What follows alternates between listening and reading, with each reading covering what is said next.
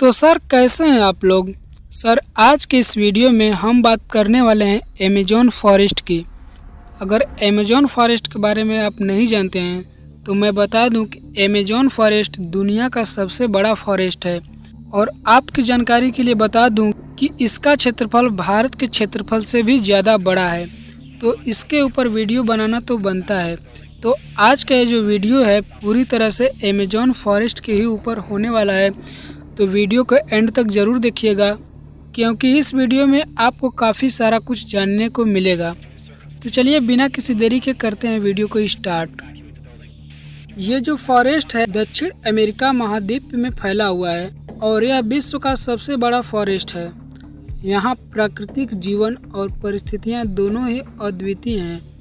Amazon forest का क्षेत्रफल लगभग 5.5 मिलियन वर्ग किलोमीटर है, जिसमें बर्फीले पर्वत, शिखर, घने वन, नदियाँ और उच्च वनस्पतियों से भरपूर क्षेत्र शामिल है। इस वन में अनगिनत प्रजातियों के पौधे और जानवर हैं, जिनमें विशेष रूप से जैव विविधता मिलती है। सर इस बात में कोई भी शक नहीं है कि दुनिया में सबसे ज़्यादा अलग प्रकार के जानवर अमेज़न के जंगल में ही पाए जाते हैं। इसके अंदर जाकर ऐसा लगता है कि हम किसी दूसरी दुनिया में आ गए हों। इस वक्त धरती का सबसे ज़्यादा घना जंगल अमेज़न ही है। ये बिल्कुल ऐसी स्थिति में है जैसे पूरी दुनिया में लाखों साल पहले जंगल हुआ करते थे। कई लोगों का तो ये भी मानना है कि अमेज़न जंगल की गहराई में आज भी डायनासोर जैसे जीव जिंदा हैं। जितना बड़ा और घना अमेज़न का जंगल है उतना ही ज़्यादा रहस्यमयी भी है। आज तक लोगों को ये भी पता नहीं चला कि ये जंगल बना कैसे, क्योंकि ये दुनिया के किसी भी जंगल से बहुत ज़्यादा अलग है। आज हम अमेज़न से जुड़ी हुई काफ़ी सारी जानकारी आपके साथ शेयर करेंगे, तो बने रहिएगा वीडियो के एंड तक। दोस्तों अमेज़न जंगल का नाम सुनकर ही आपके दिमाग में सबसे पहले सांप आते होंगे, क्योंकि यहाँ पर सांप की सबसे ज़्यादा प्रजातियाँ मिलती हैं, जैसे कि एनाकोंडा, पाइथन, कोबरा और कई अलग अलग सांप।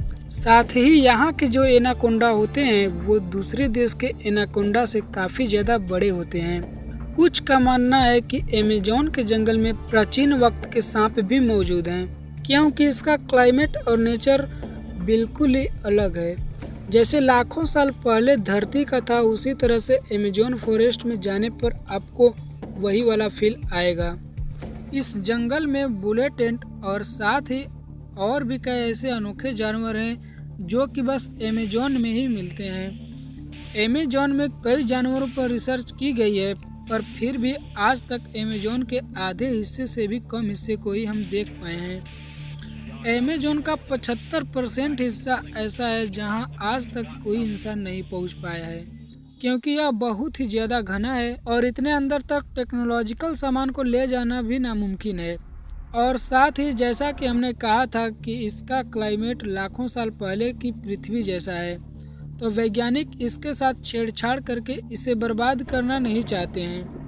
अमेज़न में कई आदिवासी भी रहते हैं और इस घने जंगलों में और भी कई ऐसी जनजातियां होती होंगी जिनके बारे में हमें कुछ भी नहीं पता है। और अगर टेक्नोलॉजिकल डेवलपमेंट की वजह से अमेज़न जंगल नष्ट हो गया तो दुनिया से कई सारे जानवर भी विलुप्त हो जाएंगे। दोस्तों आए दिन अमेज़न के बारे में नई नई अनोखी बातें पता चलती हैं। यहाँ अक्सर कई एक्सपेरिमेंट और रिसर्च चलते रहते हैं। लीड्स यूनिवर्सिटी ने साल 2017 में एक रिसर्च की थी, जिसमें पाया गया था कि अमेज़न इतना ज़्यादा कार्बन ग्रहण कर लेता है कि इसके चलते यहाँ पर कार्बन एमिशन बहुत ही कम होता है। इसलिए यहाँ का वातावरण इतना अच्छा है कि अगर यहाँ पर टेक्नोलॉजिकल डेवलपमेंट बढ़ाई गई तो यहाँ पर बहुत ज़्यादा कार्बन रिलीज होगा और नेचर के लिए खतरा भी होगा। वैज्ञानिक कार्सोल नवंबर ने अपने रिसर्च में बताया कि जिस तरीके से अमेज़न के जंगलों को काटा जा रहा है, अगर उसी तरह कटाई चलती रही तो ये जंगल आने वाले समय में सबसे बड़े सावन क्षेत्र में बदल जाएगा। हम बता दें कि सावन क्षेत्र में छोटे छोटे पौधों के साथ घास का जंगल होता है। इससे क्षेत्र के इकोलॉजी बदल सकती है। अमेज़न जंगल 9 देशों से होकर गुजरता है।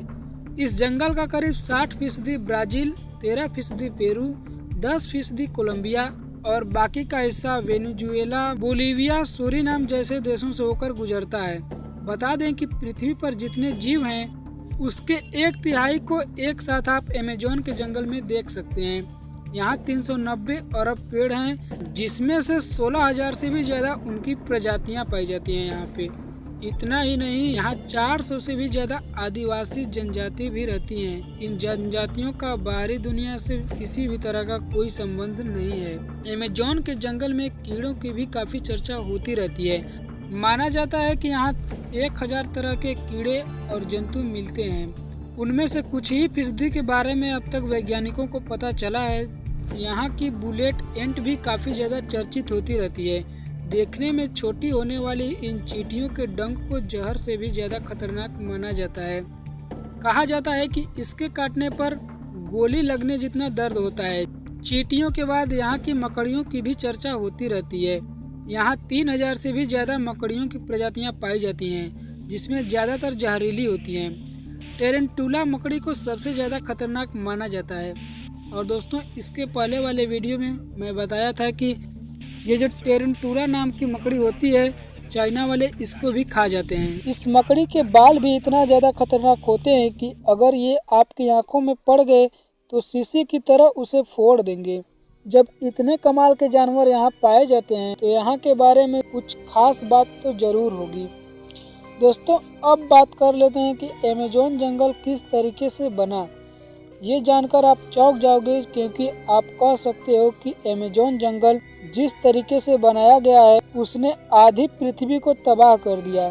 दरअसल हाल ही के कुछ स्टडी में पता चला कि डायनासोर को मारने वाला एस्टेरॉयड, जो लगभग 66 मिलियन वर्ष पहले पृथ्वी से टकराया था, और इसके बाद क्रिटिसस मार्स एक एक्सटेंशन हुआ था जिसने धरती के सारे रुख को ही बदल दिया। इस दौरान हमारे धरती पर राज करने वाले करीब 75% जीवों की प्रजातियां पूरी तरह से विलुप्त हो गई थी। यहाँ के एक्सटेंशन मुख्य रूप से 2 कारण की वजह से हुआ था, जिसने विशालकाय डायनासोर और दूसरे जीवों की लाखों प्रजातियों को नष्ट कर दिया। सबसे पहले आज के तकरीबन 66 मिलियन सालों पहले करीब 15 किलोमीटर विशाल एस्टेरॉयड अचानक हमारी धरती से टकरा गया। इस एस्टेरॉयड की धरती से टकराने के तुरंत बाद ही सैकड़ों किलोमीटर दूर तक आग का गोला फैल गया, जिसने अपने रास्तों में आने वाले जीवों को तुरंत ही राख में बदल दिया। इस टक्कर के कारण समुद्र में कई मीटर ऊंची खतरनाक लहरें भी उठी थी, जिन्होंने आधी दुनिया में तबाही मचा दी थी। इस टक्कर के बाद निकले धूल और राख धीरे धीरे आसमान में फैल गए, जिसके कारण हमारी धरती का वायुमंडल कई महीनों तक गैस और डस्ट से पूरी तरह से ढक गया, जिसके कारण सूरज से आने वाली प्रकाश की किरणें धरती की सतह पर पहुंच नहीं पाती थी। इसी वजह से हमारी धरती का तापमान कई डिग्री सेल्सियस तक गिर गया। अचानक आए इस महाविनाश की वजह से जीव जंतु और पौधों की कई प्रजातियां तुरंत नष्ट हो गई। कुछ महीनों बाद धीरे धीरे पृथ्वी के वायुमंडल से गैस और डस्ट साफ हुआ। प्रकाश की किरणें धरती तक पहुंचने लगी, लेकिन इसके बाद ग्रीन हाउस गैस, जो कि पृथ्वी के वायुमंडल में पहुंच गई थी, उसने पृथ्वी को अचानक बहुत ज्यादा गर्म कर दिया। तापमान में आई इस भयानक उतार चढ़ाव ने उस समय धरती पर मौजूद करीब 75% जीव और पौधों की प्रजातियों को नष्ट कर दिया। और दोस्तों, आपको अगर लगता है कि इस एस्टेरॉयड को पृथ्वी से नहीं टकराना चाहिए था, तो मैं बता दूं कि अगर ये एस्टेरॉयड पृथ्वी से नहीं टकराया होता तो आज हम भी नहीं होते, क्योंकि हम लोगों से पहले यहाँ पे डायनासोर का राज चलता था, और जब एस्टेरॉयड गिरा पृथ्वी से तो उन सभी जानवरों को नष्ट कर दिया, और इसके कारण पृथ्वी पर धीरे धीरे कई नई प्रजातियों का जन्म हुआ। उनमें से ही एक मनुष्य भी है। तो दोस्तों, आज की इस वीडियो में बस इतना ही। आई होप आपको ये वीडियो अच्छी लगी होगी। और दोस्तों, अगर आप इसी टाइप की वीडियो और देखना चाहते हैं तो आप हमारे इस चैनल को सब्सक्राइब करके उस पास वाले बेल आइकन को भी प्रेस कर सकते हैं।